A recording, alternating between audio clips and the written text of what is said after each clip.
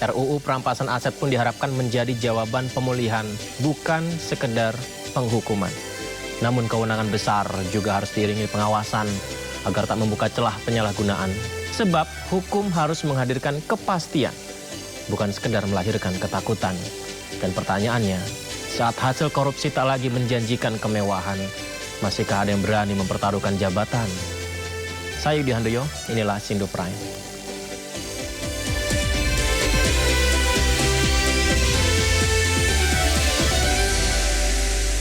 Dan Prabowo Subianto, Presiden Prabowo memberikan taklimat pada sidang Kabinet Paripurna di Istana Negara Jakarta hari ini.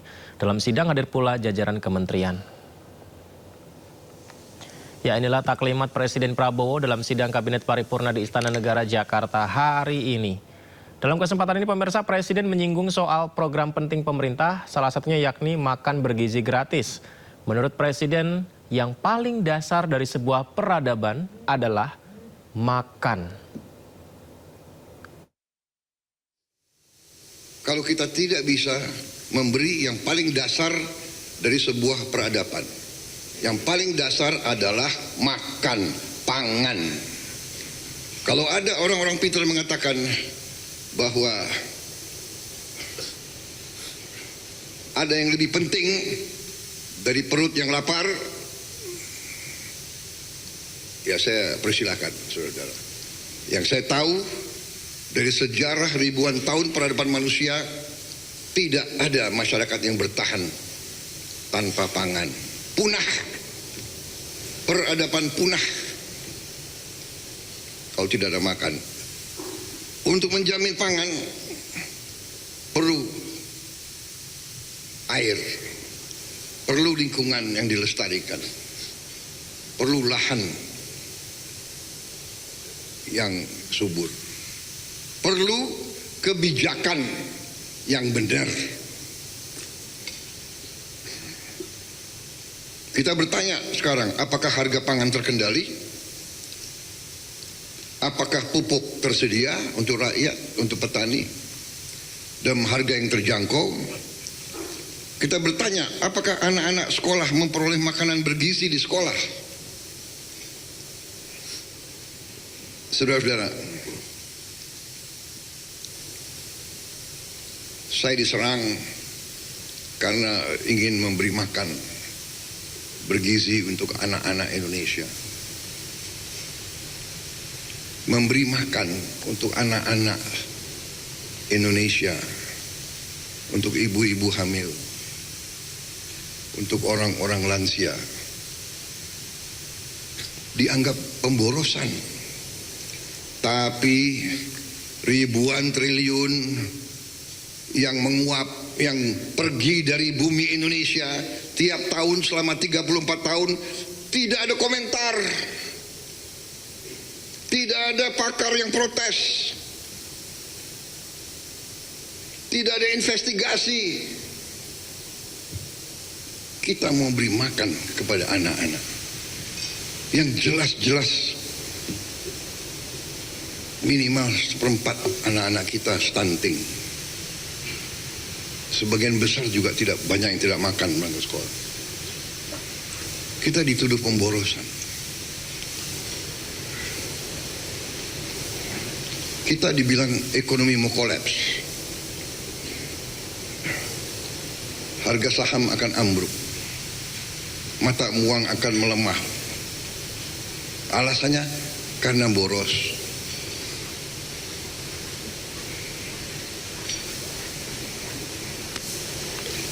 Saudara-saudara, saya punya keyakinan bahwa fundamental pemikiran, ekonomi, dan politik bernegara yang disusun oleh pendiri-pendiri bangsa kita, saya punya keyakinan bahwa itu masuk akal, benar. Undang-Undang Dasar 1945 lahir dari perjuangan lama, lahir dari pengalaman penjajahan, lahir dari imperialisme. Aksi unjuk rasa berlangsung di Gedung Kejaksaan Agung. Sejumlah elemen mahasiswa menuntut Kejaksaan Agung segera menangkap ex-Jampitsus Febri Adriansyah. Yang Anda saksikan adalah aksi sore hari tadi di depan Gedung Kejaksaan Agung Jakarta. Jadi yang tergabung di aksi ini ada elemen mahasiswa. Mereka menyampaikan berbagai isu. Dalam aksi ini mahasiswa mengajak seluruh elemen masyarakat untuk mengawal penegakan hukum dan memastikan pemberantasan korupsi dilakukan secara konsisten. Mereka juga menuntut pihak Kejaksaan Agung segera menangkap ex-Jampitsus Febri Adriansyah.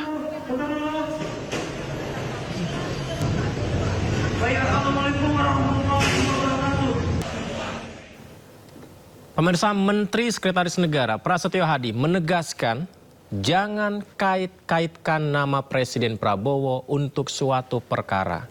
Pernyataan ini menanggapi pernyataan Hotman Paris bahwa Kapolri tidak tanya Presiden Prabowo dahulu untuk mengusut kasus. Paling penting kalian bertanya, kalau Anda punya nyali bertanya, tanya kepada Kapolri, hei kenapa nggak nanya Pak Prabowo dulu sebelum melakukan ini terhadap tangan kanan dari yang dibanggakan oleh Presiden Prabowo. Tanya, saya baru tahu tidak ada izin. Begitu saja dipermalukan, ada apa? Tanya, makanya malam ini kalian langsung ke Mabes Polri tanya kalau kau bukan pengecut. Terkait dengan ini Mas, Bang Hotman kemarin kan bilang kalau Febri Adriansyah itu kebanggaannya Pak Prabowo. Minta dikaji katanya proses hukumnya, tanggapan istana mungkin Mas Tas? Ya itu kan kita kembalikan ke proses hukum ya. Jangan dikait-kaitkan juga dengan Bapak Presiden. Ya, sepenuhnya kita kembalikan ke mekanisme hukum yang berlaku. Tapi kalau pemeriksaan pemelukan izin Presiden, pejabat tinggi itu gimana? Saya rasa ya saya rasa kembali kepada mekanismenya. Saya rasa nggak ada juga. Hanya pada saat masih proses pemeriksaan harus seizin Presiden itu kan. Ya, statementnya jelas ya pemirsa ya, jangan dikait-kaitkan dengan Presiden, kita serahkan melalui mekanisme hukum. Itu sudah sangat tegas sekali. Dan tak berselang lama usai pernyataan Menteri Sekretaris Negara Prasetyo Hadi yang menegaskan jangan mengaitkan nama Presiden, tim kuasa hukum Febri Adriansyah, Hotman Paris mengucapkan permohonan maaf. Halo Bapak Presiden Republik Indonesia, halo Bapak Jaksa Agung, halo Bapak Kapolri, halo Bapak Kapolda Metro Jaya. Dengan ini Hotman menyatakan permohonan maaf kalau ada ucapan atau tindakan saya yang kurang berkenan pada waktu konferensi pers, pada waktu setelah selesai pemeriksaan tersangka mantan Jampitsus di Kejaksaan Agung pada tanggal 17 Juli 2026. Ya. Apapun yang saya ucapkan murni hanya dari aspek pengacaraan, tidak ada motivasi atau keterlibatan politik apapun. Ya, murni hanya skill sebagai pengacara yang tugasnya adalah berusaha melindungi kliennya secara hukum. Sekali lagi, Bapak Presiden RI, Bapak Jaksa Agung, Bapak Kapolri dan Bapak Kapolda Metro Jaya, sekali lagi Hotman minta maaf. Sekian dan terima kasih. Sementara itu, Menteri Sekretaris Negara Prasetyo Hadi juga menyatakan Presiden Prabowo Subianto akan segera terbitkan kepres terkait pengangkatan Kuntadi sebagai Jampitsus gantikan Febri Adriansyah. Pemerintah targetkan proses administrasi rampung pekan ini. Kuntadi yang diusulkan menjadi Jampitsus itu sudah Insya Allah minggu ini akan kita selesaikan prosesnya. Ya, Forum Pemimpin Redaksi menyesalkan sikap dan cara pengacara Hotman Paris dalam respon pertanyaan wartawan saat jumpa pers terkait kasus ex-Jampitsus Febri Adriansyah pada 17 Juli lalu. Dalam keterangan tertulisnya, Ketua Forum Pemret Retno Pinasti menyatakan pilihan kata, pilihan cara Hotman Paris dalam merespon pertanyaan wartawan tidak profesional dan cenderung merendahkan profesi wartawan yang sedang bekerja. Retno mengingatkan bertanya merupakan cara wartawan mengonfirmasi, menggali keterangan narasumber. Dan itu sebagai bagian proses kerja jurnalistik seperti biasa dan disiplin verifikasi yang profesional serta dilindungi undang-undang.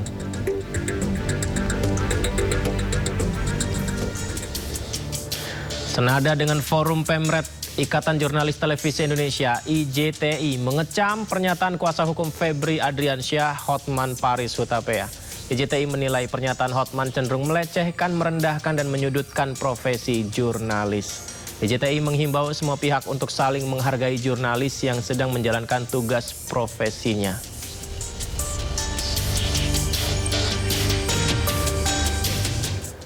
Ya, tidak hanya IJTI dan juga Forum Pemret tadi pemirsa, kritikan juga datang dari Dewan Pers yang menilai ketidaksenangan terhadap pernyataan wartawan. Semestinya disampaikan dengan cara yang lebih beretika.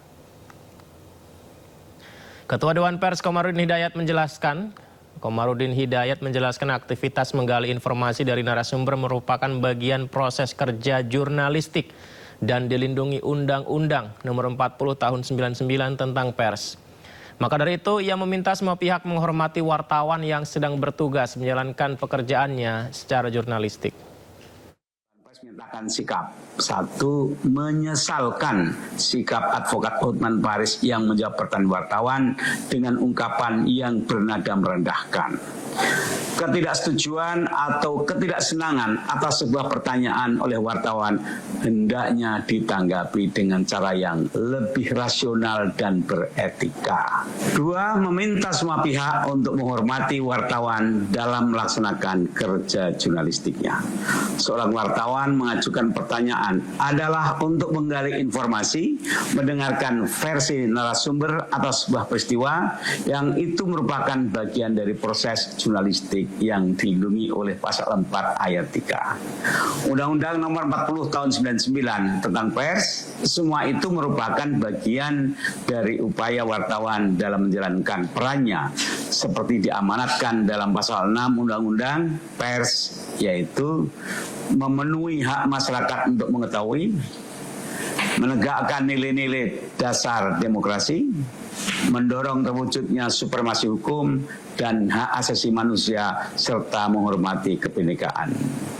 Juga mengembangkan pendapat umum berdasarkan informasi yang tepat, akurat dan benar, melakukan pengawasan, kritik, koreksi dan saran terhadap hal-hal yang berkaitan dengan kepentingan umum. Kemudian memperjuangkan keadilan dan kebenaran. Oleh karena itu, Dewan Pers mengingatkan wartawan untuk selalu mematuhi dan memperdomani Undang-Undang Pers dan Kode Etik Jurnalistik dalam menjalankan profesinya. Menanggapi kecaman yang berdatangan, pengacara Hotman Paris meminta maaf juga kepada wartawan. Permohonan maaf itu disampaikan melalui akun media sosial miliknya. Pernyataan maaf dari saya Hotman Paris sehubungan dengan himbauan Persatuan Wartawan Indonesia PWI dan juga rekan-rekan wartawan lainnya. Dengan ini saya menyatakan maaf sebesar-besarnya atas pernyataan saya pada waktu konferensi pers di kasus mantan Jampitsus. Waktu itu sudah sama-sama emosional, tetap saya menyatakan maaf kepada wartawan tersebut maupun kepada organisasi wartawan di seluruh Indonesia. Karena selama ini juga saya sangat dekat kepada semua wartawan. Sekali lagi, tidak ada niat apapun, cuma karena diberondong dengan dua pertanyaan yang saya sudah bilang saya tidak bisa jawab karena saya tidak punya kapasitas untuk menjawab. Tapi ditanya lagi sehingga saya jadi emosional. Sekali lagi saya menyatakan minta maaf. Sekian dan terima kasih. Baik, pemirsa, tidak seperti Don Rito. Setelah jadi tersangka dan diperiksa penyidik, ex-Jampitsus Febri Adriansyah masih berkeliaran. Ahli hukum pidana desak penyidik segera menahan Febri karena berpotensi menghilangkan barang bukti.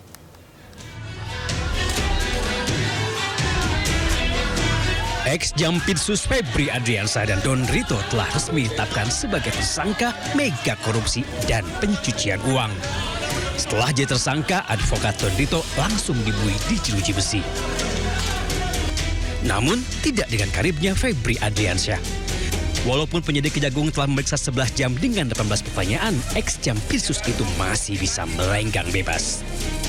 Kuasa hukum Febri berdalih keputusan penyidik tidak menahan kliennya sudah tepat. Alasannya, Febri sudah bersikap sangat kooperatif. Tidak ditahan karena memang Anda sudah melihat sendiri.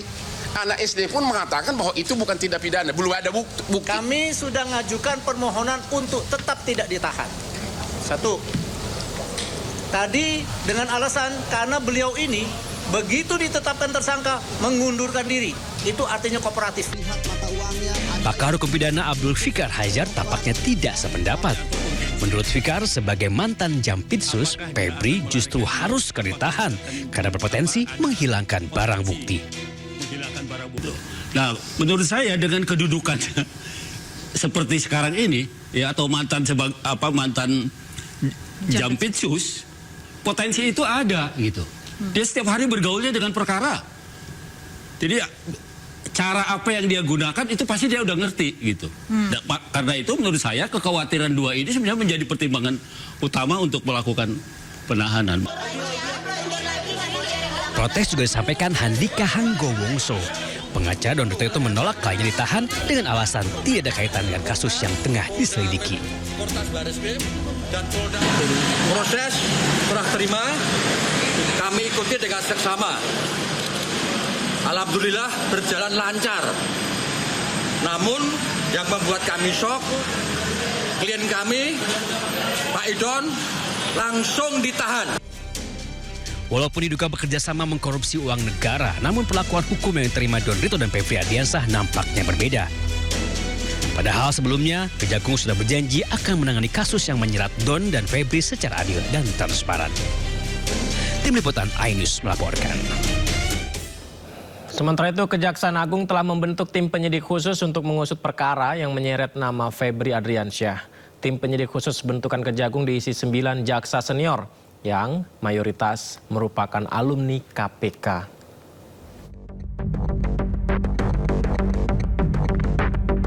Kejaksaan Agung telah membentuk tim penyidik khusus yang diisi 9 jaksa senior yang mayoritas merupakan alumni KPK untuk mengusut perkara yang menyeret ex-Jampitsus Febri Ardiansyah.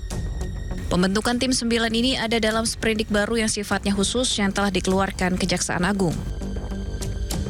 Deretan jaksa yang tergabung dalam tim 9 sengaja dipilih berdasarkan pengalaman dalam menangani kasus korupsi. Dalam sprindik baru, kami terbitkan makanya sprindik yang sifatnya khusus, kita bentuk tim khusus. Ini terdiri dari 9 orang. Yang jelas sebagian besar penyidik-penyidik ini yang berasal mantan alumni KPK. Jaksa-jaksa yang pernah bertugas di KPK. KPK menyambut baik pembentukan tim khusus untuk menangani perkara dugaan korupsi dan tindak pidana pencucian uang atau TPPU yang menjerat ex-Jampitsus Febri Ardiansyah. KPK meyakini para alumni itu memiliki track record yang baik selama bertugas di KPK, hingga mereka pasti mampu menuntaskan perkara tersebut. Melihat ini progres yang positif karena Kejagung kemudian dengan segera membentuk tim khusus ya, yang kemudian beranggotakan diantaranya adalah mantan-mantan dari insan KPK ya, khususnya di Jaksa Penuntut Umum. Artinya kami melihat memang kompetensi, pengalaman ketika mereka bertugas di KPK dibutuhkan untuk bisa membantu dalam proses penyidikan perkara tersebut. Usai dilimpahkan dari kepolisian, Kejagung telah mengeluarkan 3 sprindik baru dalam mengusut kasus Febri. Kejagung menegaskan tim 9 ini nantinya yang akan bertugas mengusut lebih jauh perkara korupsi yang melibatkan mantan Jampitsus tersebut. Tim Liputan iNews melaporkan. KPK segel ruangan Bupati Kabupaten Lombok Barat. Pengadaan barang dan jasa dan Dinas PUPR PKP Lombok Barat. Penyegelan ruang kerja Bupati diduga berkaitan dengan proses tender, pengadaan barang dan jasa hingga sejumlah proyek di Lombok Barat.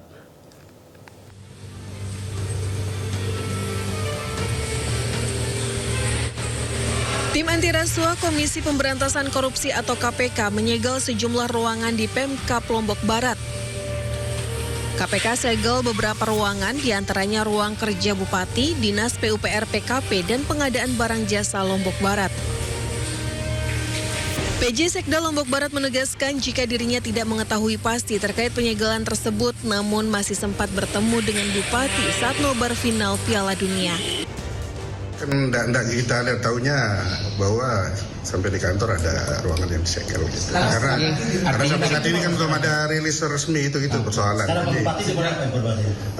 Nah ini belum kita keluar dari tadi kami di kantor dan belum ada informasi secara resmi ke kami. Sejak tadi pagi Pak Bupati tidak ada di kantor? Kalau di kantor nggak ada, tapi sempat nonton bola bareng sampai subuh. Kendati dilakukan penyegelan oleh KPK, aktivitas pemerintahan di Kabupaten Lombok Barat masih terpantau normal. Dari Lombok Barat, Muzakir, iNews melaporkan. Kortas Tipikor Polri telah menahan 2 dari 3 tersangka kasus dugaan korupsi investasi pengadaan batu bara untuk PLN, batu bara atau PLNBB. Kerugian negara mencapai 38,8 miliar rupiah.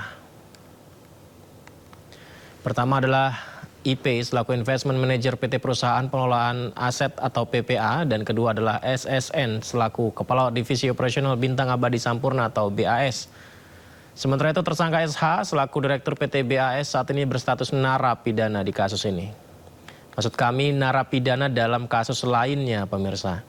Kasus ini bermula saat PT BAS memperoleh fasilitas pembiayaan dari PT PPA dengan platform awal 50 miliar. Namun pada realisasinya total dana yang dicairkan justru membengkak hingga 67,32 miliar melalui 8 tahapan pencairan.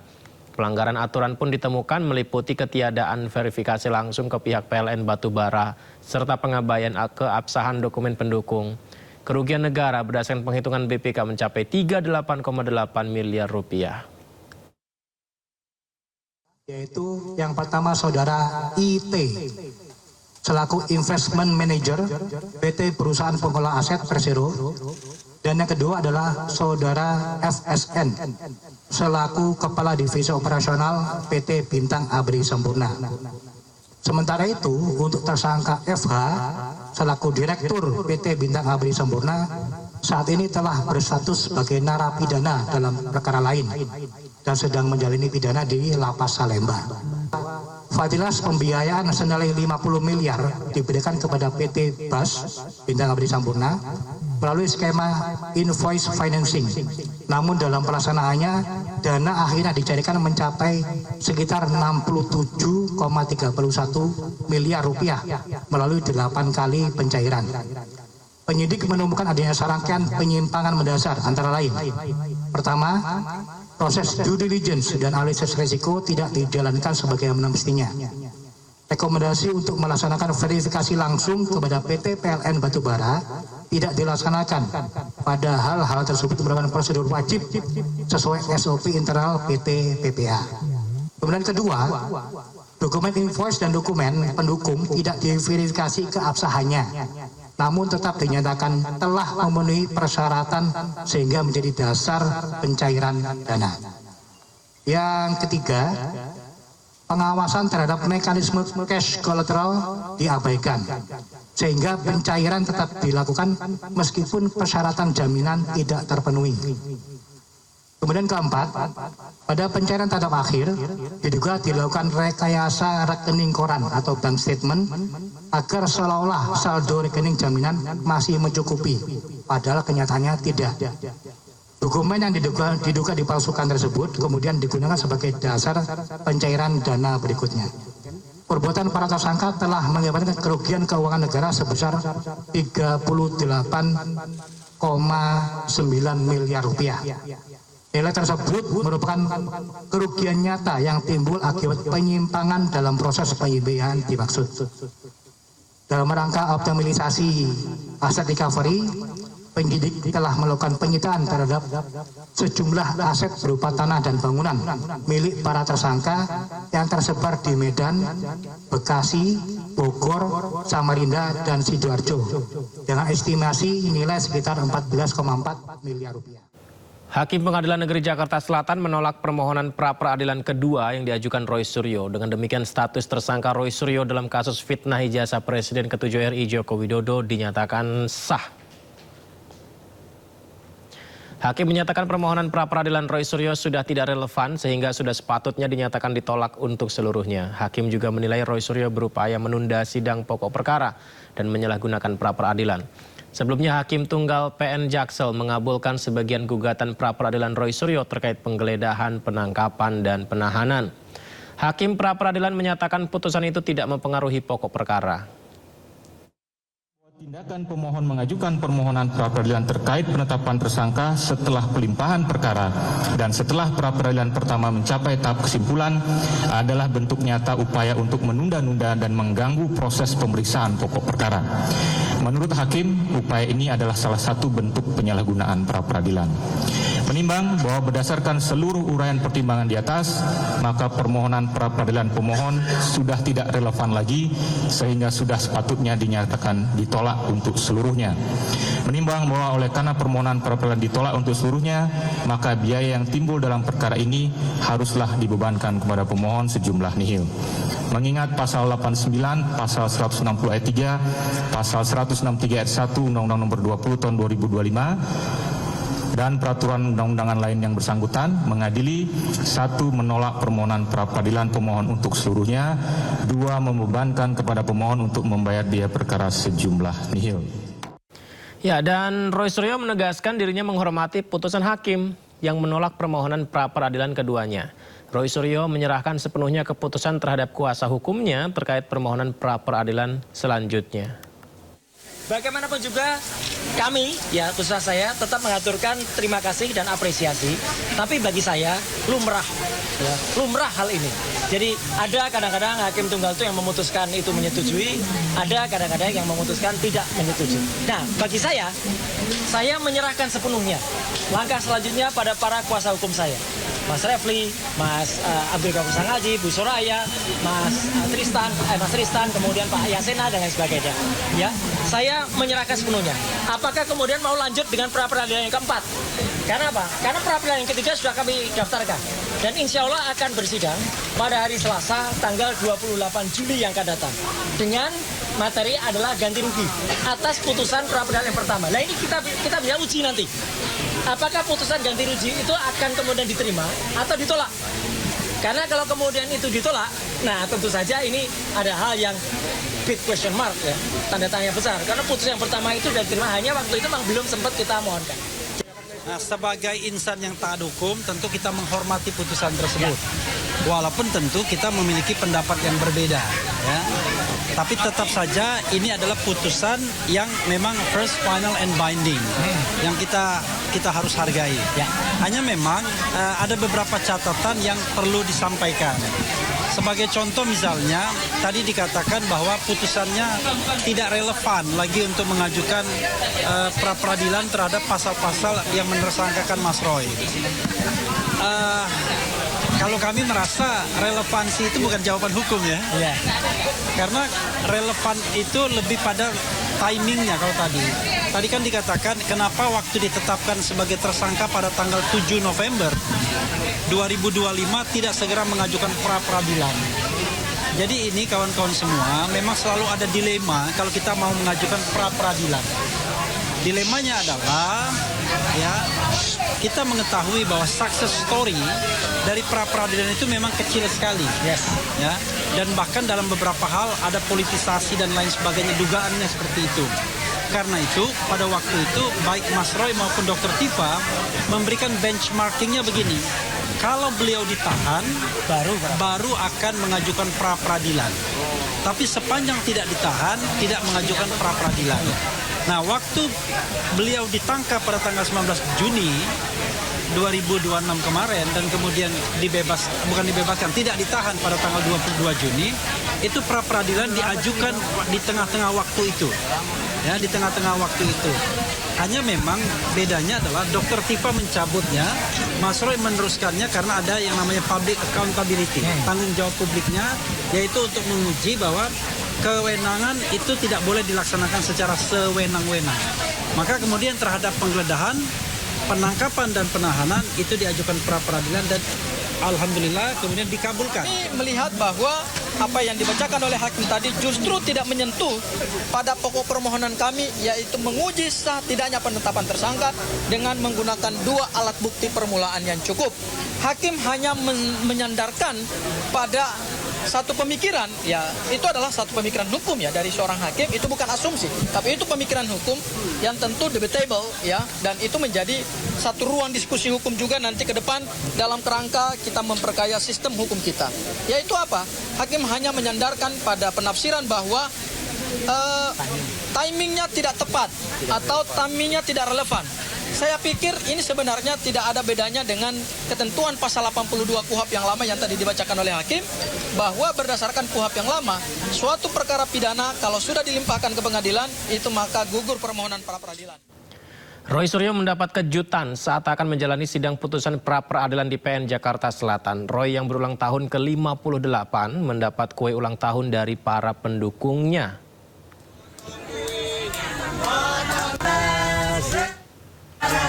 Ya, selamat ulang tahun ya.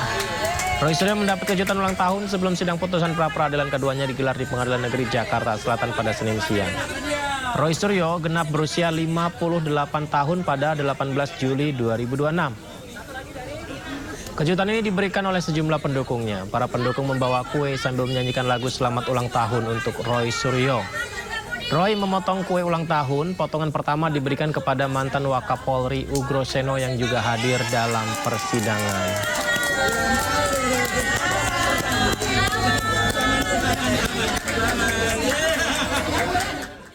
Ya, sebelumnya Roy Suryo kembali mengambil langkah hukum dengan mengajukan permohonan pra peradilan ketiga ke Pengadilan Negeri Jakarta Selatan. Sementara pihak Joko Widodo menuding pengajuan gugatan pra peradilan berkali-kali dilakukan oleh Roy Suryo merupakan siasat mengulur waktu pemeriksaan dan persidangan.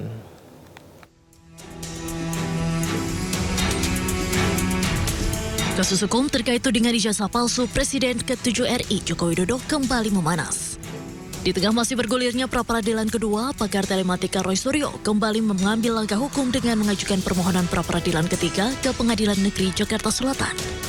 Berbeda dari 2 permohonan sebelumnya, kali ini Roy mengajukan gugatan yang berfokus pada tuntutan ganti kerugian terhadap jajaran Polda Metro Jaya dan Kejaksaan Tinggi DKI Jakarta.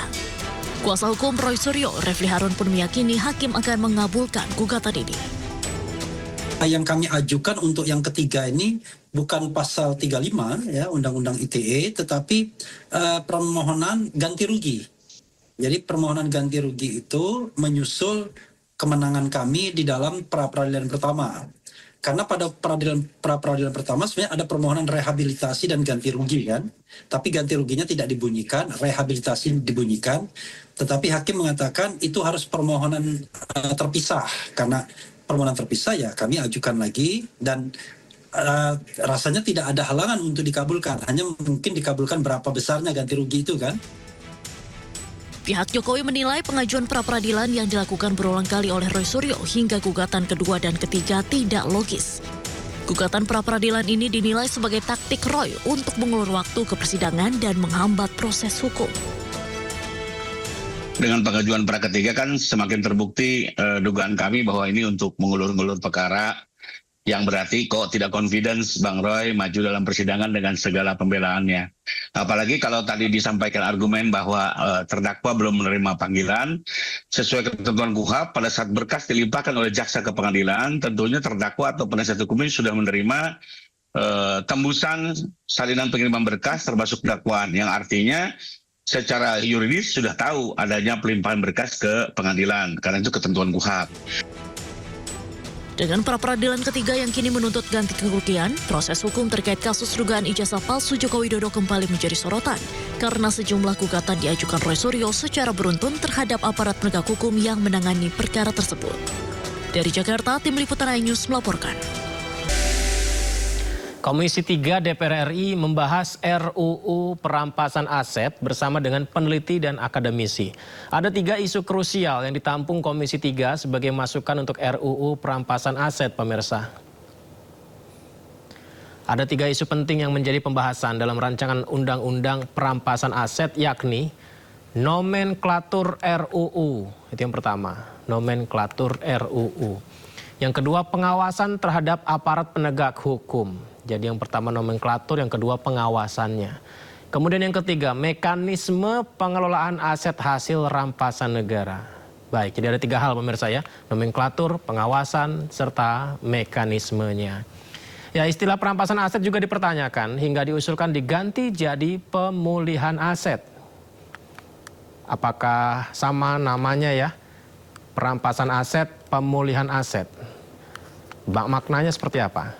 Kemudian pemirsa, salah satu anggota Komisi 3 DPR RI, Rikuwanto, mengusulkan agar Badan Pengelolaan Aset dalam rancangan RUU Perampasan Aset tidak di bawah Kejaksaan Agung.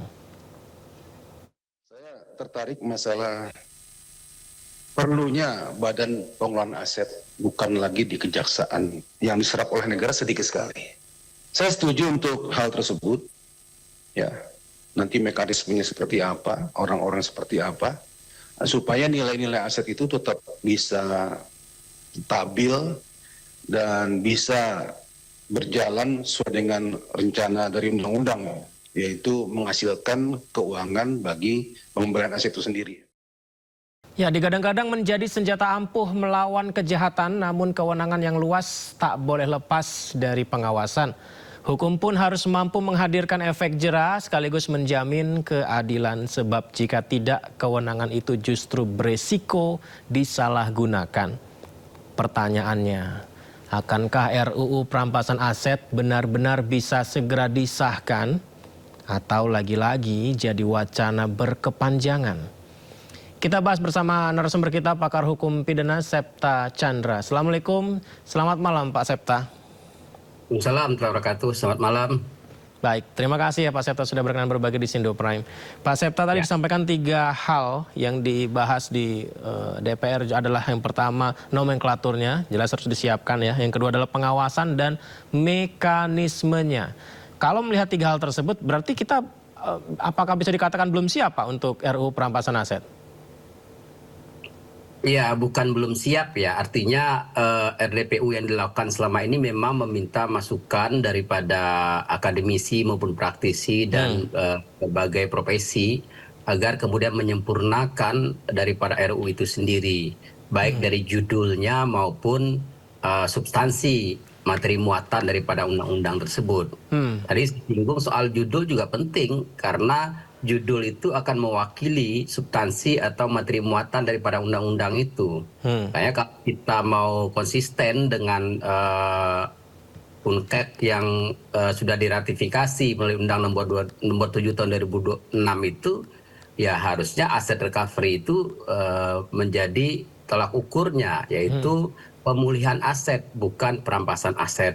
Dan perampasan aset itu bagian saja, salah satu mekanisme daripada pemulihan aset tersebut yang diduga sebagai hasil tindak pidana seperti itu. Baik, ini tentang usulan nama RUU Perampasan Aset jadi RUU Pemulihan Aset. Berarti maksud Pak Septa garis besarnya pemulihan aset, bagian diantaranya adalah perampasan aset, begitu Pak? Betul, betul. Jadi dengan pemulihan aset itu salah satu mekanisme teknisnya adalah perampasan aset. Jadi perampasan aset itu bagian ujungnya. Dengan menggunakan istilah pemulihan maka itu akan mencakup proses penyelidikan, pembekuan misalnya ataupun pemblokiran sampai nanti dirampas. Itu bagian daripada kerangka untuk pemulihan aset yang di hal ini terolah negara dirugikan seperti itu. Sehingga kalau namanya perampasan aset menyebabkan konotasinya ini pemaknaannya lebih sempit. Ini yang juga menurut saya selama ini menjadi perdebatan dengan nama pemberantasan itu seolah-olah memberantas semua hasil ataupun harta orang yang diduga sebagai pelaku tindak pidana. Padahal tidak begitu seharusnya. Jadi spiritnya adalah pemulihan aset yang diduga sebagai pemulihan aset yang dimana negara dirugikan, terutama tindak pidana di bidang ekonomi atau merugikan perekonomian negara. Sehingga dengan pemulihan itu salah satu mekanismenya adalah pemberantasan asetnya. Ya, saya khawatir jangan-jangan dulu tadi juga Komisi 3 mempertanyakan yang ikut RDPU itu kenapa dulu muncul perampasan aset, mereka juga tidak tahu pastinya gitu. Jangan-jangan pada waktu itu penamaan undang-undangnya hanya secara emosional saja. Sehingga itulah perampasan gitu loh, yang kemudian dari judulnya itu menyeramkan seperti itu ya. Padahal dengan nama pemulihan aset di dalamnya itu juga ada perampasan aset seperti itu. Nah, di negara kita kan ya kita berharap keadilan bisa terus ditegakkan ya Mas ya. Cuman kan persoalannya kadang-kadang pengawas ini juga ada oknumnya. Yang diawasi banyak oknumnya begitu Mas. Ketika mekanismenya dibuat, khawatirnya nih Mas ya, entah pemulihan aset atau bagian di dalamnya adalah perampasan aset, ada oknum aparat yang justru menyalahgunakan ini dan menjadikannya jadi lahan merampok begitu Mas. Khawatirnya begitu. Bagaimana supaya ini tidak terjadi Mas? Ya tentu potensi itu sangat mungkin sekali ada gitu ya, namanya manusia gitu ya. Ketika ada celah untuk menyalahgunakan kewenangan itu, godaan itu sangat tinggi sekali. Maka di sini perlu tadi dalam undang-undang ini mengatur soal kewenangan secara ketat dan tegas, termasuk di situ juga fungsi pengawasan yang dilakukan oleh apakah nanti dari hakim atau pengadilan yang menetapkan suatu aset yang dinyatakan dirampas itu atau dibekukan, atau ada pengawasan secara internal atau eksternal seperti KPK ada kalau dibentuk suatu badan khusus pengelola aset misalnya, nanti di situ ada pengawasannya, ada pengawasan yang melekat yang bisa dilakukan kapan saja dan bisa memberikan tindakan tegas juga ketika ada dugaan-dugaan penyimpangan atau penyalahgunaan kewenangan yang dimiliki oleh mereka yang diberikan kewenangan untuk melakukan perampasan aset tersebut, seperti itu. Pengawasan atau badan ini berarti nanti di kejaksaan atau gimana Mas? Ya, tadi saya sampaikan kalau menurut saya tidak di bawah Kejaksaan Agung gitu ya.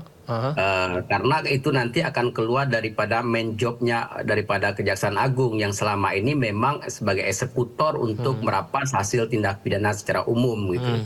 Nah, sementara badan khusus ini nanti dia diisi oleh orang-orang atau SDM yang multidisiplin, bukan hanya mereka yang mengerti hukum merampas aset tersebut, tetapi setelah dirampas justru mengurangi nilai ekonomi daripada aset tersebut. Dan ini kan sudah banyak terjadi ketika di bawah Kejaksaan Agung aset dirampas lalu dibiarkan begitu saja, ketika putusan pengadilan yang sudah berkekuatan hukum tetap menyebabkan aset itu dilelang, justru nilai ekonominya bahkan bisa kurang sekian persennya, bukan 10 atau 20%, tapi tadi disampaikan ada suatu peristiwa kasus itu sampai 60% nilai ekonomisnya kurang. Ini kan menurut saya tidak efektif. Jadi negara dirugikan dua kali. Sudah dirugikan dengan tindak pidana yang dilakukan, kemudian aset yang dirampas dibiarkan terbengkalai seperti itu, akhirnya negara kembali rugi. Nah, harusnya barang ini nanti diisi oleh orang yang memang misalnya mengerti soal aset manajerial gitu ya. Dia bisa manage aset tersebut dan bisa juga menilai nilai ekonomis aset tersebut. Kalau memang nilai ekonomisnya itu dalam kurun waktu tertentu dinilai itu akan berkurang dan harus dilakukan segera pelelangan ataupun penjualan aset tersebut, dia lakukan seperti itu sehingga tidak mengurangi nilai ekonomis daripada aset tersebut, seperti itu. Mari kita bicara teknisnya Mas. Ini artinya apakah aturan ini memungkinkan penyitaan harta kekayaan tanpa perlu menunggu vonis pidana terhadap pelakunya Mas? Ya, jadi rezim daripada pemberantasan aset ini yang di dunia maupun atau di banyak negara gitu memang dimungkinkan NCB itu conviction base gitu ya, aset portfolio itu. Artinya tanpa putusan pemidanaan. Jadi tanpa putusan pemidanaan, bukan berarti tanpa putusan. Tetap saja perampasan aset itu harus dengan melalui putusan pengadilan, sehingga nanti ada kekuatan hukum dan pihak-pihak yang dirugikan itu bisa juga mengajukan keberatan terhadap pembekuan aset ataupun pemblokiran yang dilakukan oleh negara melalui penetapan pengadilan tersebut. Asal dia bisa membuktikan bahwa itu memang diperoleh dari bukan hasil tindak pidana seperti itu. Jadi perlu dipahami kadang-kadang di masyarakat non-conviction base itu seolah-olah dianggap tanpa putusan pengadilan sama sekali. Padahal di maksudnya tanpa putusan pemidanaan, bukan tanpa ada putusan pengadilan. Di situ nanti memungkinkan adalah pengajuan dari jaksa pengacara negara terhadap aset-aset yang diduga sebagai hasil tindak pidana lalu dibekukan sehingga nanti pihak yang diberitahu setelah itu lalu dia merasa keberatan dan dia bisa membuktikan itu, silakan ajukan keberatan di pengadilan. Jadi pihak ketiga pun bisa dilindungi di sini. Nanti misalnya jika pelaku melarikan diri atau meninggal dunia itu tetap bisa di ini, Mas? Bisa, justru itulah kelebihan daripada non-conviction based ini. Dia memang sebagai upaya perampasan aset di luar daripada penegakan hukum secara normal. Jadi memang dilakukan ketika proses penegakan hukum itu tidak bisa dilakukan secara ada kendala, misalnya kurangnya bukti, ataukah kemudian ada kendala teknis yang lainnya misalnya, atau pelakunya itu melarikan diri atau sudah daluarsa atau ada kekebalan daripada diplomatik misalnya. Nah, hal-hal seperti ini itu bisa dilakukan permohonan atau penetapan perampasan oleh jaksa pengacara negara sehingga nanti mempunyai dasar hukum untuk negara merampas aset daripada pelaku yang diduga diperoleh dari hasil tindak pidana itu gitu. Ini lagi-lagi soal teknisnya, Mas. Mungkin saya juga masih harus banyak belajar. Gimana misalnya seorang pejabat ternyata adalah oknum yang melakukan korupsi, sementara uang hasil korupsinya itu digunakan untuk tempat tinggal keluarganya, kuliah anaknya, usahanya. Nah, ini ketika diambil alih oleh negara semua itu, apakah negara juga harus menyiapkan implementasi hukumnya untuk konsekuensi yang terlibat dari keluarganya itu, Mas? Ya, tentu harus mengatur secara teknis sampai ke sana. Sampai ke sana berarti ya? Ya, betul. Jadi jangan sampai kemudian penegakan hukum yang dilakukan dengan niat untuk memulihkan kerugian keuangan negara ataupun perekonomian negara yang dihasilkan dari tindak pidana tersebut justru terkesan negatif dengan melanggar hak asasi seseorang. Gitu. Meskipun hak asasi itu diberikan dalam dari modal korupsi misalnya begitu. Ya, tentu kalau itu bisa dibuktikan sebagai hasil tindak pidana, itu bisa dirampas. Jadi penegakan hukum itu pasti melanggar hak asasi seseorang. Tetapi ketika itu dilakukan dalam kerangka penegakan hukum dengan dasaran hukum yang jelas, aspek pelanggaran hak asasi manusianya itu menjadi dikesampingkan, menjadi tidak ada gitu loh. Dan semua tindak pidana pasti berdampak melawan hukum atau melanggar hak asasi seseorang, penegakan hukum itu. Dan ketika pelaku melakukan tindak pidana pun telah melanggar hak asasi orang lain juga, sehingga kemudian menjadi hal yang lumrah ketika penegakan hukum dilakukan juga melanggar hak asasi seseorang tersebut. Iya, ya. Misalnya dari pihak keluarganya akhirnya menanggung konsekuensi karena ada anggota keluarganya mungkin melakukan kesalahan seperti itu. Tapi ketika dia buka usaha misalnya, Mas, TPPU misalnya, ini kan dalam usahanya itu juga ada karyawan yang mungkin juga menggantungkan ekonominya di sana. Sampai sejauh itukah nanti undang-undang ini akan memberikan hasilnya, Mas? Iya, tentu undang-undang tidak mesti secara detail ya. Biasanya undang-undang itu pasti ada turunannya. Apakah dalam bentuk peraturan pemerintah, nanti juga ada peraturan teknis yang lainnya yang dibuat oleh yang bersifat operasional gitu ya, yang dibuat oleh instansi-instansi yang diberikan kewenangan untuk itu. Kalaupun tadi memang konsekuensi penegakan hukum itu kan pasti berdampak pada pelanggaran HAM seseorang ataupun merugikan seseorang. Ketika itu dilakukan dalam kerangka penegakan hukum dengan dasar hukum yang jelas, menurut saya itu satu hal yang boleh dilakukan. Baik. Ini kita lihat ya, Mas, ini adalah ketika penggeledahan oleh kepolisian ya ada dapat di rumah mewah Sentul, Mas. 74 kg emas, kemudian ya uang dolar Singapura dan dolar Amerika total sekitar ya 500 juta rupiah setengah T begitu. Ini berarti ketika undang-undang ini nanti misalkan disahkan begitu ya, ini tidak bisa serta-merta langsung diambil alih negara ya, Mas? Saya menunggu hasil persidangan berarti ya? Iya, karena ini kan sudah masuk mekanisme penegakan hukum yang berakhir pada pemidanaan. Maka tentu menunggu putusan pengadilan yang sudah ingkrah atau berkuatan hukum tetap seperti itu. Baik. Apakah sudah saatnya ini harus segera disahkan untuk Indonesia, Mas?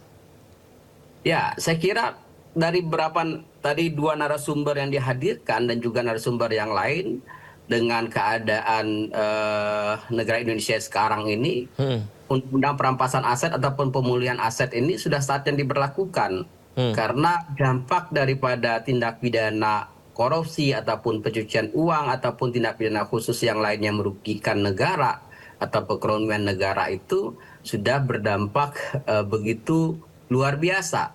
Nah, makanya kemudian dengan prinsip crime does not pay, di mana pelaku kejahatan itu tidak boleh menikmati hasil kejahatannya, maka perampasan aset itu menjadi salah satu mekanisme yang bisa dilakukan agar kemudian pelaku kejahatan itu berpikir berulang kali untuk melakukan tindak pidananya, karena dia tidak akan bisa memperoleh dan menikmati keuntungan daripada tindak pidana yang dilakukan. Selama ini kan pelaku tindak pidana korupsi, pencucian uang yang dirampas melalui proses peradilan pemidanaan itu kan tidak banyak. Setelah keluar mereka masih bisa survive, mereka masih punya kekayaan yang kemudian itu tidak maksimal bisa dirampas oleh jaksa dalam hal ini sebagai penuntut di persidangan seperti itu. Kalau aset hasil tindak pidana korupsinya berada di luar negeri gimana Mas itu kira-kira mekanismenya? Ya tentu nanti dalam undang-undang ini kan juga mengatur soal hubungan internasional ya, kerjasama internasional. Nanti perlu diatur bagaimana mekanisme merampas aset-aset yang berada di luar negeri tersebut, apakah dalam bentuk mutual legal assistance, kerjasama timbal balik yang kemudian dilakukan oleh negara gitu ya, sehingga kemudian penegak hukum kita bisa melakukan penegakan hukum di negara tersebut, terutama mengembalikan aset yang diduga sebagai tindak pidana ke negara Indonesia seperti itu. Kalau misalnya pelaku tersebut membuka jalan mengembalikan aset secara sukarela, nah ini apakah akan lolos pemidanaan? Iya. Saya juga menyampaikan poin tadi itu. Kenapa? Karena memang saya melihat dalam baru perampasan aset itu belum ada. Gitu ya. Ini saya sampaikan sangat mungkin dilakukan karena dalam hukum pidana kita kan sudah terjadi peralihan dari penghukuman penjeraan terhadap kemanfaatan gitu ya, atau restoratif seperti itu.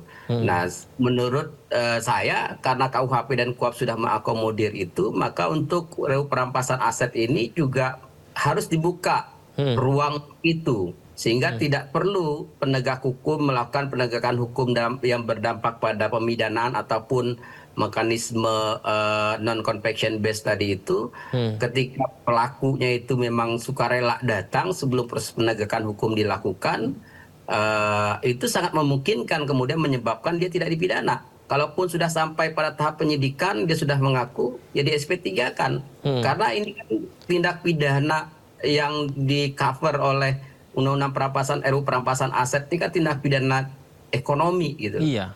Jadi orientasinya kan bagaimana memulihkan kerugian negara dalam bidang ekonomi tersebut.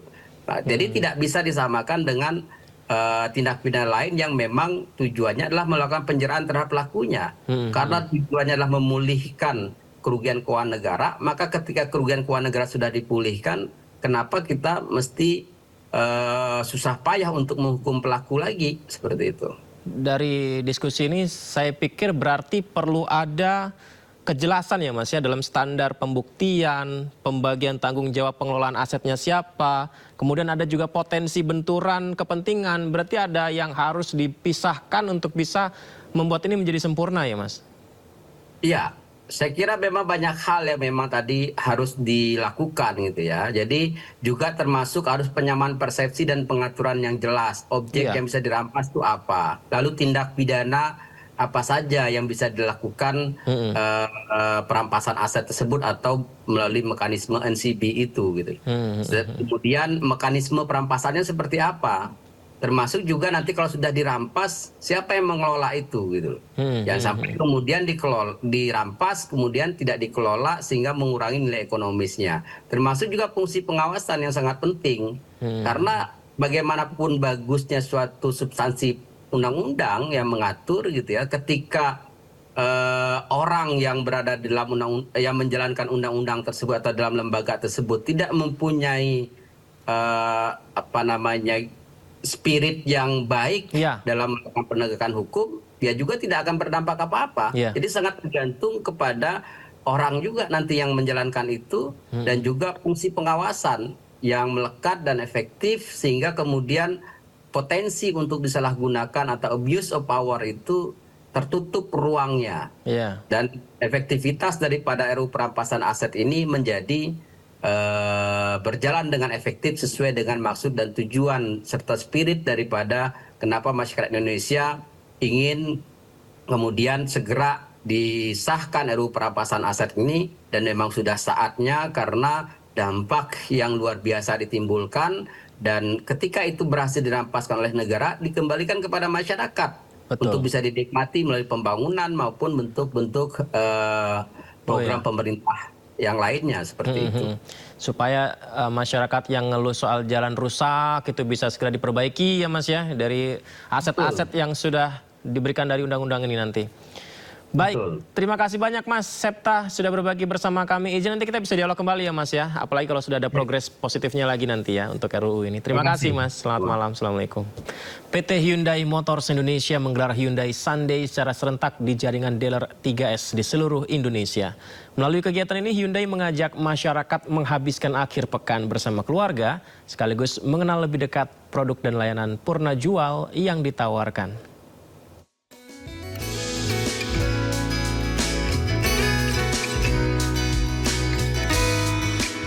Hyundai Sunday menjadi ajang bagi masyarakat untuk merasakan langsung pengalaman bersama Hyundai dalam suasana yang santai dan ramah keluarga. Selama acara berlangsung, pengunjung dapat mengikuti test drive, menikmati berbagai aktivitas seperti lomba mewarnai dan olahraga bersama, serta memperoleh beragam promo menarik. Setiap pembelian kendaraan pada acara ini juga mendapatkan tambahan e-money senilai Rp1 juta. Khusus pemilik kendaraan Hyundai, tersedia pula diagnosa kendaraan, perawatan AC, serta potongan harga suku cadang hingga 20%. Sementara pemilik kendaraan merek lain juga dapat menikmati pemeriksaan dan cuci mobil tanpa biaya. Serentak di seluruh Indonesia, semua dealer Hyundai mengadakan sebuah acara yang bertajuk Hyundai Sunday gitu ya.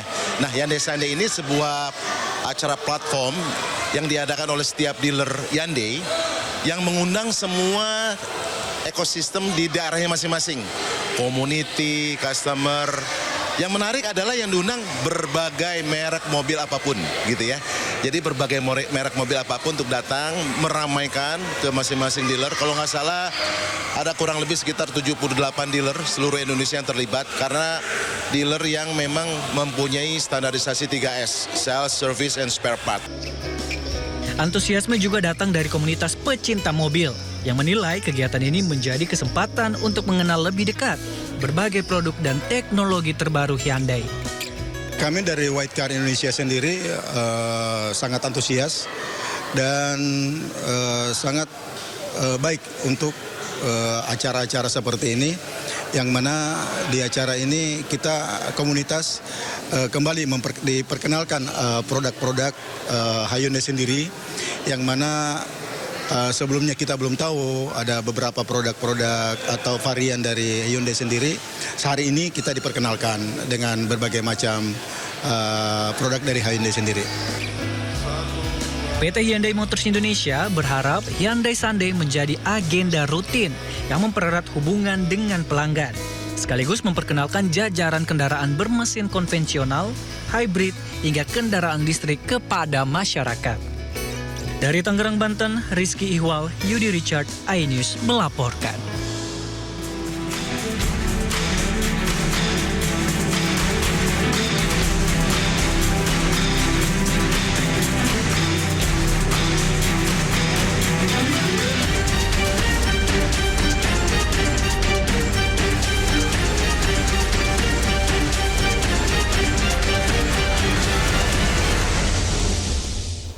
Pemirsa, pimpinan DPR menggelar rapat bersama pemerintah membahas anggaran penyeberangan kapal perintis. Rapat itu untuk cari solusi terhadap masalah kebutuhan anggaran penyeberangan perintis.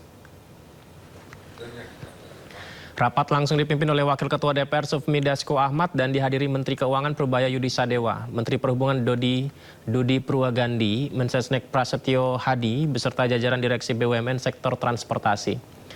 Dalam rapat ini pemerintah dan DPR menyepakati tambahan anggaran untuk mendukung operasional penyeberangan kapal perintis yang selama ini terkendala pembiayaan. Tambahan anggaran itu sekitar 139 miliar rupiah untuk PT ASDP Indonesia Ferry dan 70 miliar rupiah untuk PT Pelni. Langkah strategis diambil guna memastikan konektivitas dan pelayanan kebutuhan dasar masyarakat di daerah terpencil tetap berjalan optimal. Dalam rangka mencari solusi terhadap masalah kebutuhan anggaran untuk penyeberangan perintis yang tadi alhamdulillah rapat tidak berjalan terlalu lama karena sudah bisa kita sepakati dan angka-angka yang dibutuhkan oleh Menkeu langsung diberi kesanggupan karena yang pertama bukan masalah angkanya, tetapi adalah ini bentuk prioritas dan atensi utama. Indonesia dan Cina kembali memperkuat kemitraan strategis khususnya di sektor perdagangan dan investasi berkelanjutan, di mana investasi Cina di Indonesia senilai sekitar 2,5 miliar dolar Amerika yang diarahkan untuk mendukung pengembangan sektor industri strategis hingga memperkuat rantai pasok perdagangan kedua negara. Di sela-sela rangkaian agenda pembentukan World Artificial Intelligence Cooperation Organization atau WICO di Shanghai, China, Menteri Koordinator Bidang Perekonomian Erlangga Hartarto melakukan pertemuan bilateral dengan Menteri Luar Negeri Republik Rakyat China Wang Yi serta Menteri Perdagangan Wang Wentao. Pertemuan ini menjadi momentum penting untuk memperkuat kemitraan strategis Indonesia-Tiongkok di tengah dinamika ekonomi global dan pesatnya perkembangan teknologi. Bersama Menteri Luar Negeri Wang Yi, Indonesia fokus penguatan kerjasama ekonomi, perdagangan, investasi, pengembangan industri berbasis teknologi hingga kolaborasi di bidang artificial intelligence atau AI. Bilateral meeting dengan Menteri Perdagangan Cina, MOFCOM, yaitu Wang Wentao, di mana mengevaluasi dari kerjasama industri dan perdagangan, termasuk di dalamnya terkait dengan kerjasama di bidang digital. Indonesia sendiri dengan China trade-nya tahun lalu mencapai 160 miliar, yaitu trade terbesar, dan investasi China ke Indonesia tahun kemarin yang langsung dari China adalah 7 billion, sedangkan yang melalui Hong Kong 10 billion.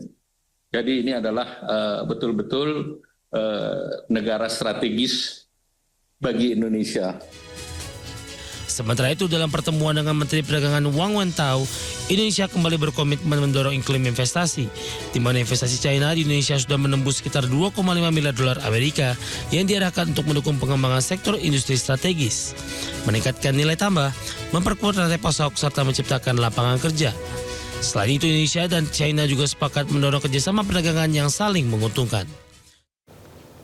Menteri Pertanian Andi Amran Sulaiman melakukan peletakan batu pertama atau groundbreaking pembangunan peternakan sapi perah di Kabupaten Brebes, Jawa Tengah.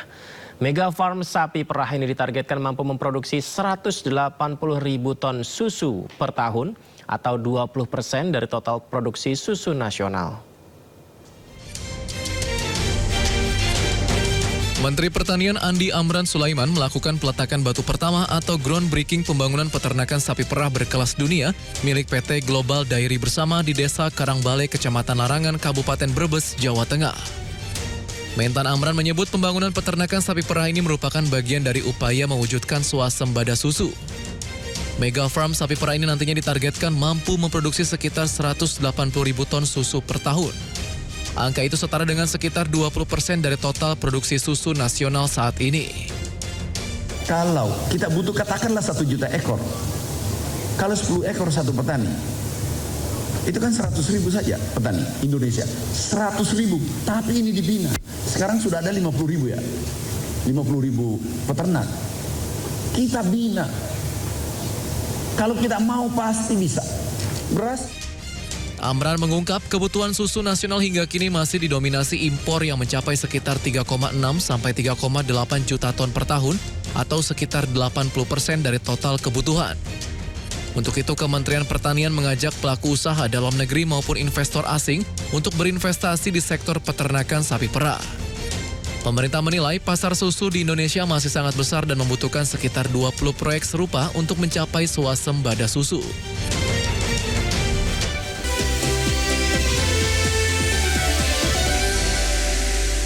Amerika merilis video pelepasan jet tempur yang akan beroperasi di Laut Arab. Pelepasan jet tempur F-35B Lightning II dari kapal serbu amfibi kelas Wasp USS Boxer dirilis oleh CENTCOM. Operasi penerbangan ini didokumentasikan dan dirilis oleh Departemen Pertahanan Amerika Serikat, di mana pesawat ini nantinya bertugas beroperasi dan melintasi di Laut Arab. Diduga pesawat ini sebagai bentuk pertahanan serangan dari Iran.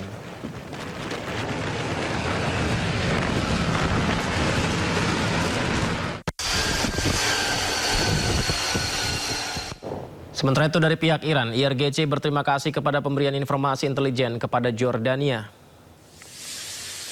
IRGC menyampaikan bahwa berkat informasi dari Yordania, pihaknya berhasil menghancurkan 20 hanggar yang menampung pasukan militer AS di wilayah Azraq. IRGC mendapatkan informasi intelijen bahwa memungkinkan Iran menargetkan pesawat angkut militer C-17 dan pesawat komando serta kendali P-8 milik Amerika Serikat di Bandara Aqaba menggunakan rudal balistik. Serangan yang dilakukan Iran mengklaim telah mengakibatkan tewasnya puluhan tentara Amerika.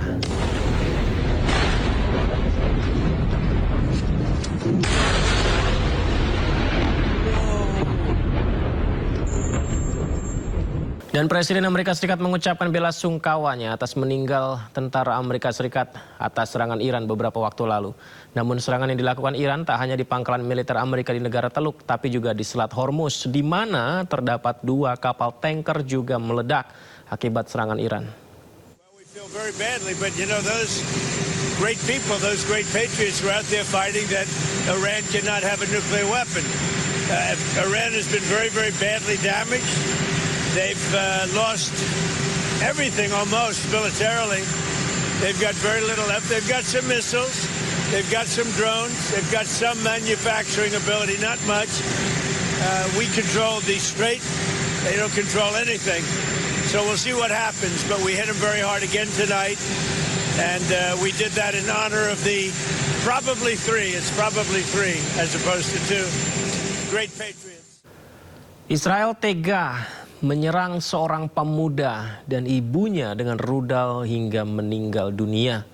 IRGC merilis bahwa terdapat kekejian kembali dilakukan pihak Israel. Jadi pemuda yang sedang berjalan mengungsi dengan ibunya tiba-tiba dibom. Ini dia pemirsa. Aduh. Padahal dari gambar terlihat keduanya tidak bersenjata, hanya membawa pakaian dan mereka berjalan menuju pengungsian.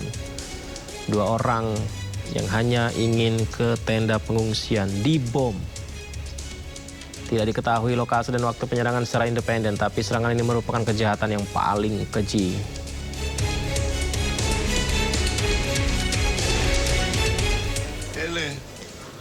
Dan di sisi lain, Menteri Pertahanan Israel justru memamerkan tahanan yang merupakan warga Palestina.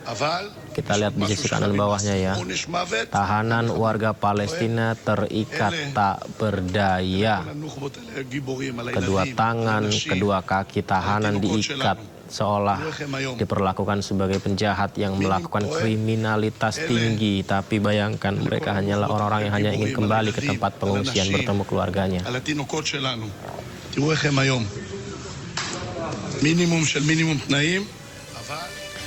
Informasi lainnya pemirsa, taklukan Argentina di partai puncak timnas Spanyol menjadi juara Piala Dunia 2026. Sindo Prime segera kembali.